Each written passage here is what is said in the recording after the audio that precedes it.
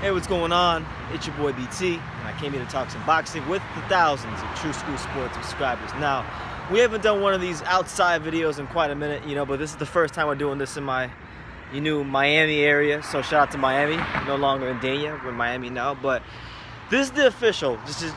Let's just call it as it is. This is the official prediction video for Deontay Wilder versus Luis Ortiz. I'm gonna get into the matchup.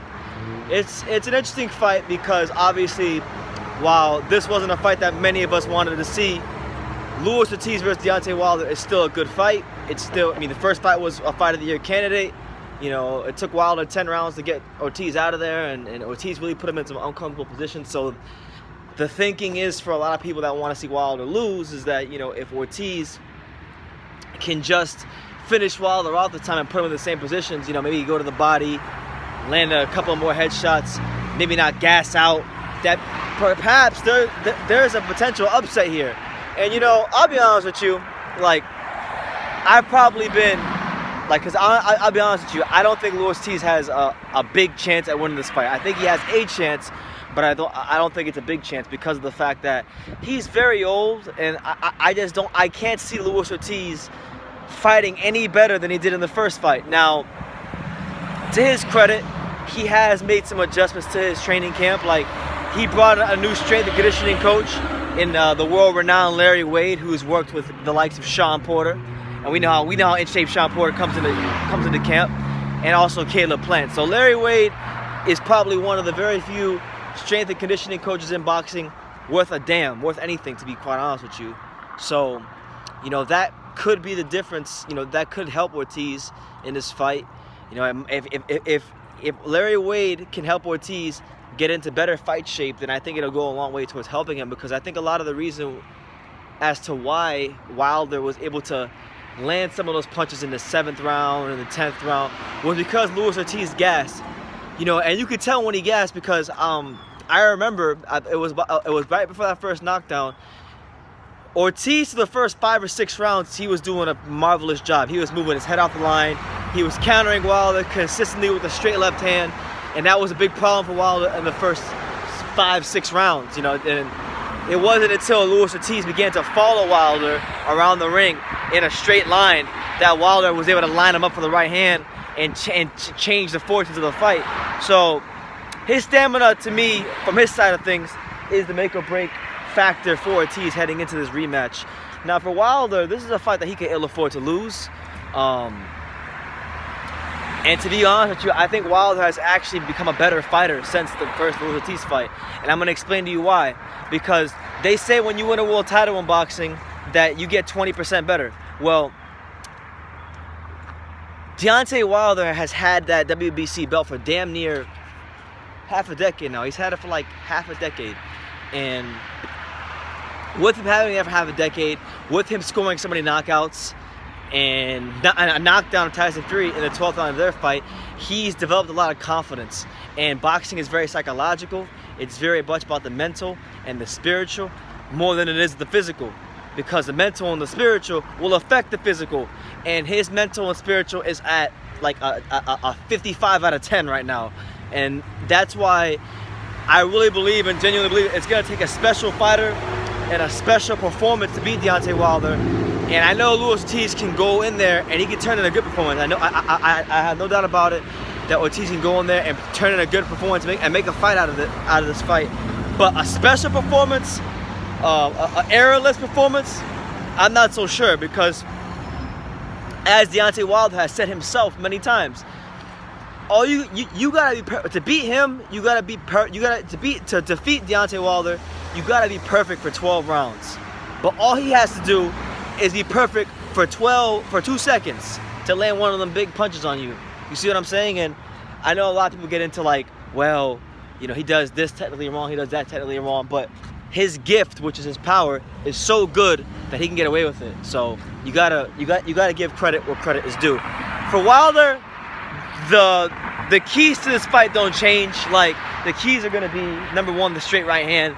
And that's any orthodox versus southpaw matchup. The key punch for any orthodox fighter versus a southpaw fighter in any matchup is always that straight right hand down the pipe. And we know with Deontay Wilder, that straight right hand is about as good as it gets in boxing, and he was able to land it successfully in the first fight. And to be honest with you, people don't give Deontay Wilder a lot of credit for his jab. Like, we're not gonna sit here and confuse him with Larry Holmes or anything like that, or Riddick Bowe. But his jab it's improved a lot since he first became champion. You can't sit here, even the biggest Deontay Wilder hater cannot sit here and tell me that his jab hasn't improved since he first defeated Bermane Stiverne. If you're telling me that, then you just haven't been watching the film, because it has improved, and you're not able to land the kind of punches he's landing unless you can set it up. You see what I'm saying?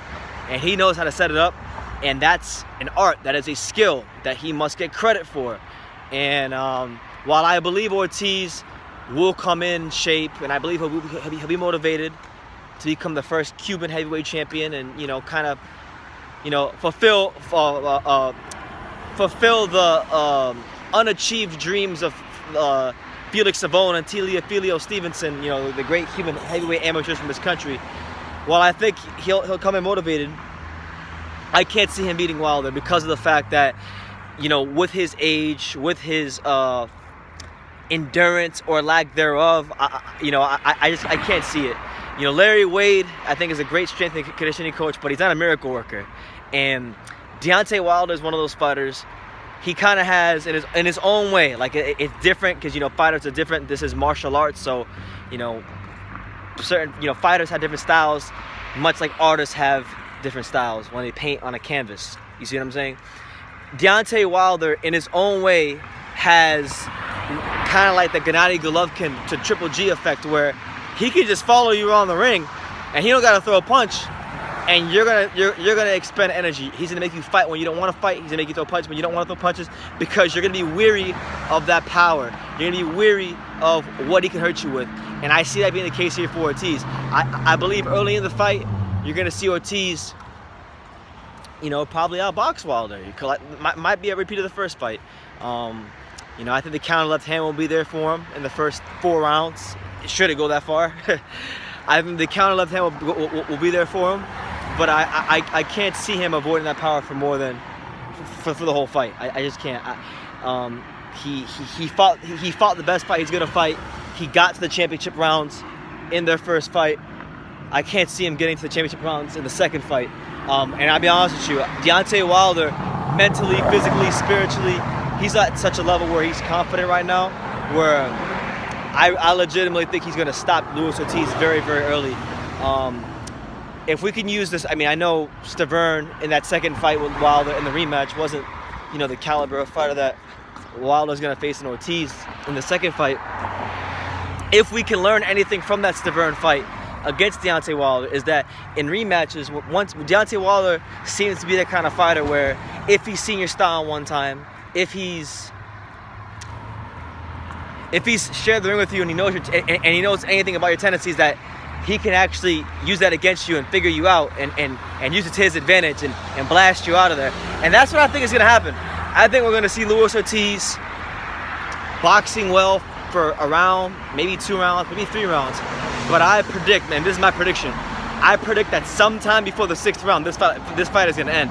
Deontay Wilder is not just going to hit Luis Ortiz with a ridiculous shot, but it's going to be the kind of shot that is a knockout of the year candidate, and potentially end the career of Luis Ortiz. So with that being said, I'm going with the Deontay Wilder 6th round TKO victory. Referee waves it off. But I don't want to overlook Luis Ortiz. Like, he's a quality of enough fighter that if his stamina can hold up somehow for 12 rounds, which I have my doubts about. I don't think his stamina will hold up for 12 rounds. But if it can hold up for 12 rounds, I could see him pulling off the upset. The thing is, like I said earlier, with where Deontay Wilder is at mentally, spiritually, as a fighter, and even making some improvements from a boxing standpoint, technical boxing standpoint, it's going to take a special performance to beat him. And I have a hard time seeing Luis Ortiz at this stage of his career turning in a special performance. You know, I've seen his last couple of fights, like when he fought Travis Kaufman and he fought Christian Hammer. I really wasn't too impressed. Now, obviously, I know fighters fight up and down to the level of their competition all the time, but in my opinion, like Luis Ortiz just is what he is. He's not going to make any crazy changes. The only thing that we can hope for as fight fans, for the sake of this fight being competitive, the only thing that we can hope for as fight fans is for somehow Larry Wade, as a strength and conditioning coach, to improve the stamina of Luis Ortiz, and maybe that'll hold up for 12 rounds. And if that can happen, then we might just have another upset on our hands. We might just have another Andy Ruiz moment in the heavyweight division, but I highly doubt it. This fight is ending before 6 rounds, so my prediction is a Deontay Wilder brutal 6th round stoppage victory. But I'm hoping for a great fight, you know, and hopefully Deontay Wilder wins, because we want to see that Tyson Fury rematch. That's the rematch we're really interested in. But yeah, let me know what you guys think in the comments down below about Deontay Wilder and this Luis Ortiz rematch. I would like to know what you guys have to say in the comments down below. I'm staying away from this train, you know, in Miami. But yeah, like I say in every single video, you can love me or you can hate me, but I'm just Kid from Dane. So until next time, take care, guys. Oh, and we will be live for this fight. I just want to let you guys know, like, for the 10,000th time, because I like to do this. I'm going to be live for Deontay Wilder versus Luis Ortiz. So the official live fight reaction for Wilder Ortiz on November 23rd. Join me and my dad for that. And yeah, you guys take care.